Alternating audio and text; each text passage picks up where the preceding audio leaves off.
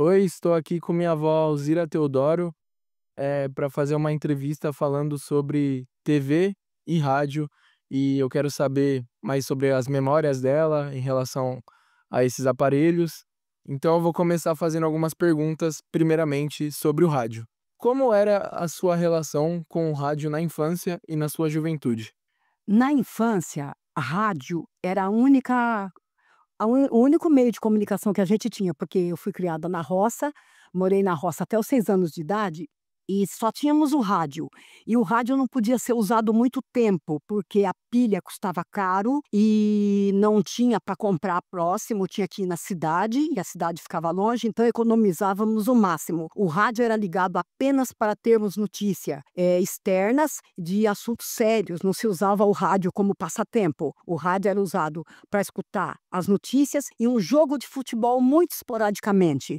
Tínhamos que economizar realmente as baterias e as pilhas, né. Então era um instrumento de muita serventia, de muita valia para nós e praticamente nosso único meio de comunicação naquela época. Então você já falou um pouco sobre isso, mas como você ouvia mais o rádio na sua juventude? Você comentou dos jogos de futebol, tudo, mas para notícias, né? Mas como você usava o rádio realmente? Geralmente, minha mãe e meu pai gostavam muito da música sertaneja, né, raiz, né, então tínhamos Tunique e Tinoco, os programas de rádio só tocavam praticamente música sertaneja, né, naquela época, e depois entrou a Jovem Guarda, o Iê-Iê-Iê, e aí a gente escutava Roberto Carlos, aí eu já tinha vindo para São Paulo, 1967, 68, continuávamos com o rádio, né, já um outro modelo, já tinha energia elétrica, né, aqui em São Paulo, aí entrou a Jovem Guarda, a turma do Iê-Iê-Iê, Roberto Carlos, Erasmo, Rony Von, e aí veio o Sérgio Reis e daí para diante não parou mais, né. E aí o rádio evoluiu e já era rádio elétrico, já podíamos usar um tempo mais, né, porque a energia elétrica já era uma coisa mais geral, e foi isso, era mais para rádio. Agora, o noticiário era pontual, né, era o Repórter Esso, era Gil Gomes, os programas de rádio musicais eram o José Béttio, na televisão a gente tinha o Flávio Cavalcante, tínhamos o Chacrinha, né, e Jota Silvestre,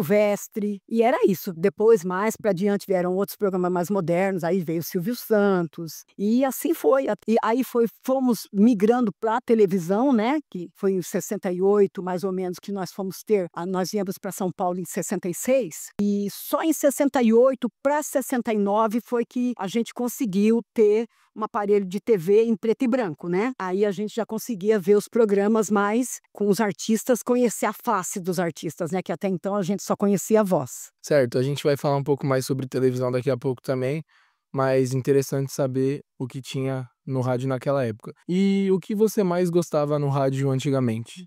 Os jingles, né. Então tínhamos muitos jingles, os comerciais eram praticamente cantados, porque não tínhamos imagens no rádio, né. Então tinha o jingle da Mantas Paraíba, tinha o jingle da Relojoaria Suíça, que patrocinava o Zé Béttio, então era a voz dos locutores ecoando o nome dos patrocinadores, e essas coisas marcaram muito. A abertura dos programas, tinha a abertura do Repórter Esso, cada programa tinha o seu tema de abertura, né. Tinha as novelas do rádio também, que mais lá para trás, em 1964, 65, que eu era bem pequenininha, tinha as novelas de rádio, então tinha a abertura das novelas, né, os personagens, e essas coisas marcaram muito a minha infância, né. Era uma coisa mais musical, porque nós não tínhamos a imagem, né, então até chegar na TV, a gente lidava mais com a imaginação, né. Eu tinha muito medo, porque a abertura do Repórter Esso, a abertura do Gil Gomes, era uma coisa assim que causava muito medo, causava espanto, então a gente tinha medo da notícia que ia vir, que ia chegar naquele momento, e podia não ser nada, mas a gente se assustava só com a música entrando, anunciando aquele programa. Interessante, então, essa questão da criatividade, da imaginação, porque como você não tinha imagem, as propagandas brincavam com músicas e trabalhavam a imaginação, né? E você lembra de alguns programas antigos que tinham no rádio? Você consegue falar um pouco sobre eles? Eu lembro muito do Zé Béttio,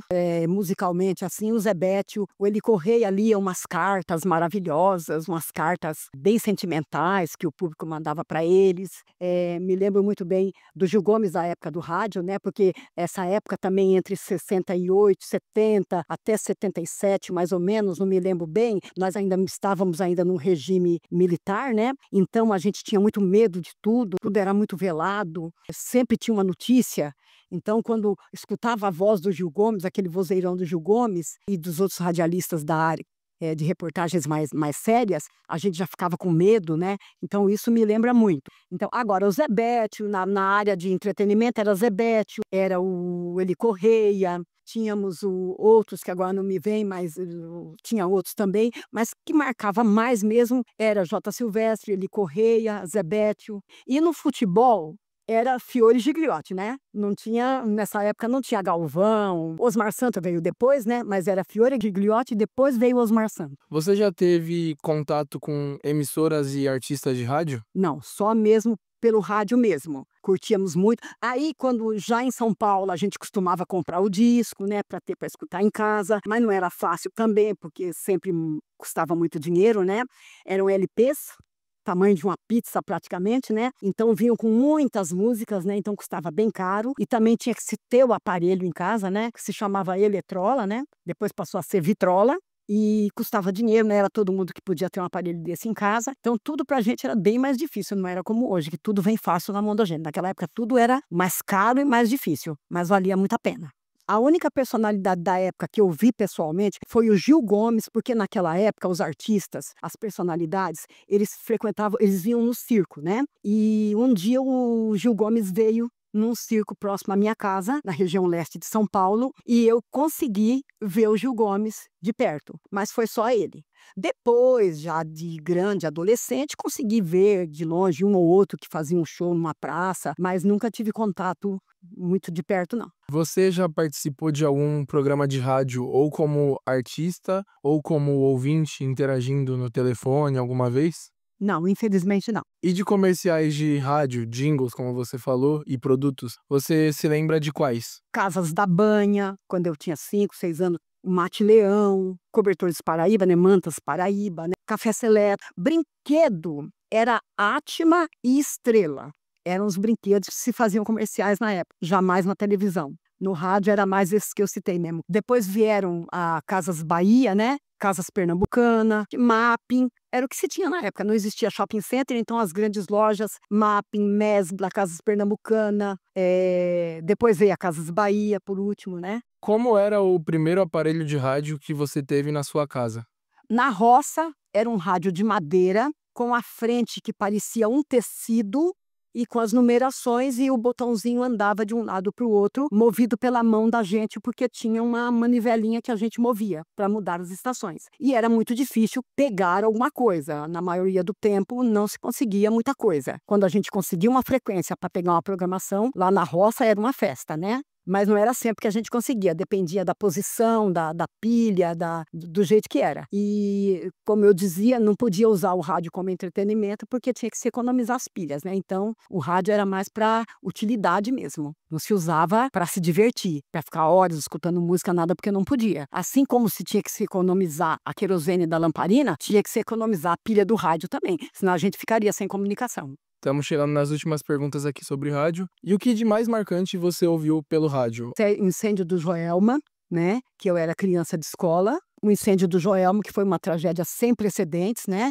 rádio dava o tempo todo, a televisão também na época já passava, mas o rádio era primordial, né. Inclusive eu estava na escola, e da escola a notícia chegou pelo rádio, e nós ficamos sabendo na escola pelo rádio da escola. Foi transmitido de classe em classe que estava acontecendo aquilo, as professoras comunicavam a gente o que estava acontecendo. Depois a televisão começava a noticiar também, né, aí já com imagens, tudo, né, muito dolorosas por sinal, foi uma coisa que me marcou muito. E também morte de artista, que a gente sentia muito, porque embora a gente não tivesse contato, né, na época, o rádio trazia pra gente, né. A Copa de 70, que foi maravilhosa, porque foi a Copa que o Brasil foi tricampeão e foi muito, muito bom, foi uma alegria, assim. Estávamos na época da ditadura e a Copa de 70 foi um grito, uma alegria que a gente soltou, que a gente saiu na rua, mesmo sem poder, a gente foi pra rua comemorar, as crianças saíram na rua, os vizinhos se confraternizando. Então a Copa de 70 foi muito marcante para mim. Você ainda ouve rádio atualmente? Se sim, pode falar algumas estações que você ainda ouve? Sim, ouço rádio sim, gosto bastante, principalmente no carro, a gente não deixa, porque é muito bom, né, voltar um pouco nas raízes, né. Em casa é televisão, mas no carro é rádio, não tem jeito. O que você prefere ouvir? Noticiário sempre quando a gente está em trânsito, né, que é pra gente estar ao par do que está acontecendo, né. De música, Eu gosto de música internacional, né, as antigas principalmente, né, Elvis Presley, Creedence, ABBA, né, que é mais do meu tempo, né, e algumas boas sertanejas, e eu gosto muito da rádio Transcontinental FM, que é daqui da minha região, aqui de onde eu tô falando, que é Mogi das Cruzes, né. A nossa rádio local aqui é muito boa, é uma rádio mais voltada para samba, raiz e pagode. Você ouve, além de rádio, podcasts também ou não? Não, podcast não. Vejo notícias no celular, normal, mas podcast não tenho o hábito de ver não. Terminar uma parte sobre rádio, agora eu vou fazer algumas perguntas sobre televisão. Como era o aparelho de televisão que tinha na sua casa, na sua infância e na sua juventude? Olha, eu só fui conhecer televisão com 9 anos praticamente, né, em 69, né. E o meu irmão, ele serviu o exército e ele foi para Itália com a turma dele, né, com a turma do exército dele. E quando ele voltou, ele trouxe uma televisão de lá, chamada Zenith. E a televisão funcionou durante algum tempo, preto e branco, né. A primeira vez que eu vi a televisão foi uma coisa, assim, que não tem como descrever, porque você vê a imagem, né, a imagem se movimentando, o locutor falando, o artista e a novela, e pra gente, principalmente para mim que tinha vindo da roça, foi uma coisa, assim, fenomenal. E não tem como descrever essa parte de conhecer a televisão. E essa televisão não durou muito, porque não tinha as peças, né, então quando ela quebrou foi perda total, né. Levou-se mais uns anos para a gente conseguir comprar outra, mas eram televisões pesadas, com um tubo enorme atrás, né, e quando quebrava era muito difícil consertar. E isso, preto e branco e muito enlatado, né, a gente assistia muita coisa americana, né, tinha o japonês que era o National Kid,